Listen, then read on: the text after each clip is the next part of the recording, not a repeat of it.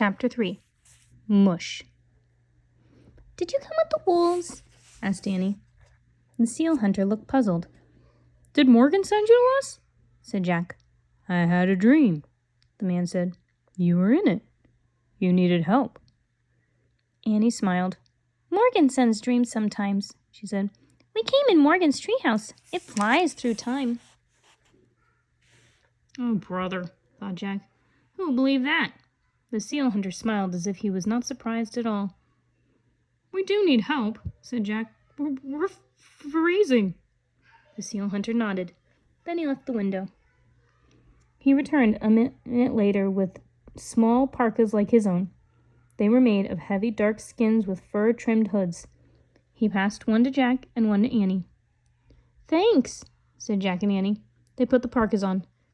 "Hooray!" said Annie. "It's warm." "Yeah," said Jack. "They're made of sealskin." "Poor seals," said Annie. "Don't think about it," said Jack. He pulled his hood up. His head and upper body were very snug now. Only his legs, hands, and feet were still freezing.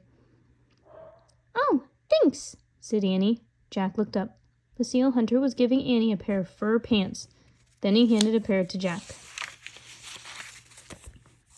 "Thanks," said Jack. He quickly pulled the pants on over his pajamas. Next, the seal hunter gave them a pair of fur boots and mittens. Jack took off his sneakers and pulled on the boots. He wiggled his frozen fingers into the warm mittens. "I have a quick question," Jack said to the seal hunter. "Do you know the answer to this riddle?" He opened the notebook and read, "I cover what's real and hide what's true, but sometimes I bring out the courage in you. What am I?" The seal hunter shook his head. "Come," he said to Jack and Annie. Then he disappeared from the window. "What about those wolves out there?" Jack called. But the seal hunter didn't answer. Jack grabbed the Arctic book and looked for a picture of the seal hunter. When Jack found the picture, he smiled. The seal hunter was standing beside a dog sled. Jack read, "In cold weather, the seal hunter travels by dog sled. Siberian huskies often howl like wolves. A lead dog controls the others. The sled runners are sometimes made of frozen fish rolled up in sealskin." "Hey, Annie, they're not wolves," said Jack. "They're—" He looked up. Annie was gone. Jack threw the book and notebook into his pack, but he was so fat in his furry clothes that the backpack wouldn't fit. Jack loosened the shoulder straps and tried to put the backpack on again. It fit. Jack looked at the small window. That would be a tight fit too. He went out head first and barely squeezed through. Jack fell into the snowy ground. The snow was drifting down. The air was misty white. Jack heard barking and howling. He moved carefully toward the noise. At first he couldn't see the dog sled, but when he got closer, he counted 9 huskies. They had thick fur, big heads, and pointy ears. The lead dog barked at him. Jack stopped. "They're just like Maya, Beatrice." "He's telling you to climb on," said Annie. She was standing on the back of the sled. The seal hunter stood next to her in the snow. Jack jumped into the sled next to Annie. The seal hunter cracked a long whip. "Mush!" he shouted. The huskies dashed off in a whirl of snow. Above them flew the snowy owl. Chapter 4. Snow House. The dog sled skimmed silently over the frozen tundra. The seal hunter ran alongside it. Sometimes he cracked his whip against the ice. The snowdrifts looked like giant white sculptures as the sun slipped behind the frozen hills. Then a full orange moon rose in the sky. The moonlight lit a small, rounded igloo in front of them. The dog slowed, then stopped. Jack stepped off the sled. Annie went to help unhitch the dogs. Jack took his book out and read about igloos. The word igloo means house in the language of native Arctic people. The house is built with blocks of snow. Dry snow is good wall material because it keeps in the heat. The temperature inside an igloo can be 65 degrees warmer than the temperature outside. Jack took out his notebook. He pulled off his mitten just long enough to write. Igloo means house. "Come on, Jack," said Annie. She and the seal hunter were waiting for him in front of the igloo. The dogs were leashed together outside. Jack hurried to join them. The hunter pushed aside animal skins covering the entrance. They stepped inside. A fat candle burned brightly. Shadows danced on walls of ice and snow. Jack and Annie sat on a fur-covered platform. They watched as the seal hunter moved about. First he lit a small stove, then he slipped outside. He came back with a snowball and chunks of frozen meat. He put the snowball in a pot over the stove, then he added the meat. "What's he making?" asked Annie. Jack pulled out his book and found a picture of the hunter cooking. He and Annie read the words silently. There was a time when nearly all of the Arctic people's food and clothing and tools came from Arctic animals, especially the seal. Nearly every part of the seal could be eaten. Lamps were fueled with seal fat, clothing was made from seal skin, and knives and needles were carved from seal bone. "He must be boiling seal meat," said Jack. "The poor seals," said Annie. The seal hunter looked up. "They are not poor," he said. "They help us because they know we would have died without them." "Oh," said Annie. "In return, we always thank the animal spirits," said the seal hunter. "How do you do that?" said Jack. "We have many special ceremonies," said the seal hunter.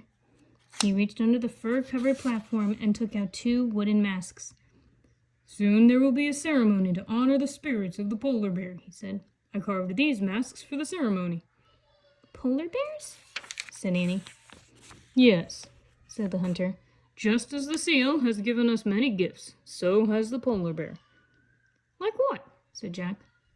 "Long ago, the polar bear taught us how to live in the ice and snow," said the seal hunter. "Taught you?" said Jack. "I mean, can you give us some facts?" The seal hunter smiled. "Yes.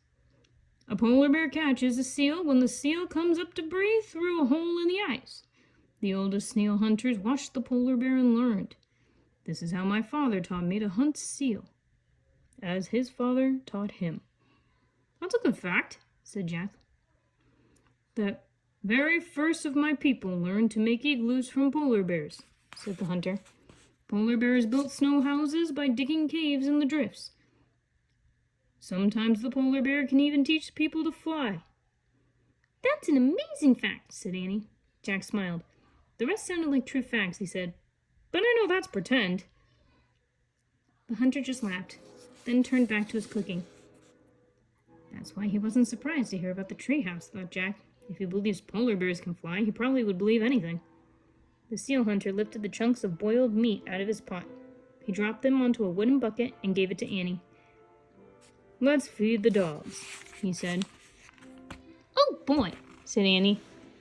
She followed the hunter outside. Swinging the bucket, Jack quickly threw his notebook and the Arctic book back into his pack. He started to follow them. Then his gaze fell on the 2 bear masks. He picked them up to get a better look. Each was carved in the shape of a polar bear's face, with a blunt nose and roundish ears. There were 2 holes for eyes and a strap to hold it to your head. Suddenly howls split the air. The dogs were barking and growling. Annie squealed. "Are the dogs attacking her?" Jack wondered. "Annie!" Still holding the bear mask, Jack charged out of the igloo. Chapter 5. You're it. The dogs were barking wildly at 2 small creatures playing in the moonlight. "Polar bear babies!" cried Annie. One roly-poly cub leaped onto the other. They both rolled through the snow. "Hi, little bears!" Annie called. The cubs jumped up and shook themselves like wet puppies. Then they scampered toward Annie, who rushed to greet them. "Hi, hi, hi!" she called. "Wait!" shouted Jack. "Where's their mother?" He looked around for the mother bear, but she was nowhere in sight. Maybe they're orphans, he thought. Jack looked back at Annie. She was wrestling with the little bears in the snow. She was laughing so hard that she couldn't stand. Jack started laughing too. He carefully put the bear mask into his pack. Then he ran to join Annie. She was running with the cubs across the snowy tundra. One of them raced to her, tagged her, then raced away. Annie ran after the bear and tagged him back. "You're it," she said.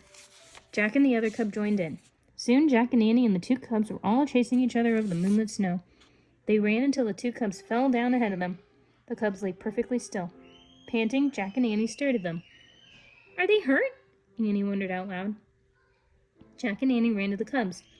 Then, just as they were leaning down to see if they were all right, the cubs jumped up. They pushed Jack and Annie over and scampered away. "They were pretending," he laughed. Jack and Annie charged after the cubs. They ran over the white tundra until they came to the frozen sea. Jack looked around. We're pretty far from the igloo. I don't hear the huskies anymore, he said. Maybe we should go back. In a minute, said Annie. Look! The bear cubs had scooted up a snowbank. They were on their backs, sliding down the bank onto the ice-covered sea. Jack and Annie laughed. It's like sledding, said Annie. Let's try. Okay, said Jack, but we have to go back. Jack followed Annie up the snowbank. He clutched his pack in his arms. Annie lay on her back. She whooped as she slid down the ice. Jack followed her. Watch out below, he shouted. The little bears were sitting at the bottom. One gently whacked Jack in the face with her furry paw. Then she lay down. I'm tired too, said Annie. Yeah, said Jack. Let's rest for just a minute. Jack and Annie looked up at the orange moon as they lay beside the cubs. All they could hear was the wind and the soft breathing of the cubs. That was fun, said Annie. It was, said Jack, but we better head back to the igloo. The seal hunter's probably looking for us. Plus, we have to solve the riddle. Jack rolled onto his side and tried to stand. Crack! Uh-oh, he said. He went back down onto his knees. I think we're on thin ice. What do you mean? Said Annie. She started to stand.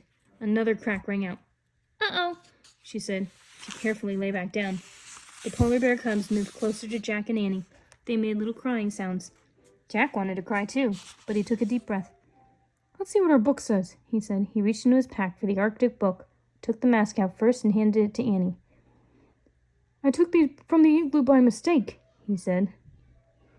As he started to reach for his Arctic book, he heard the loudest crack of all. Crack!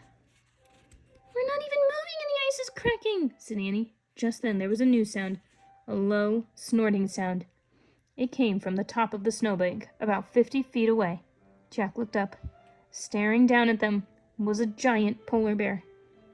The polar bear mother, whispered Annie.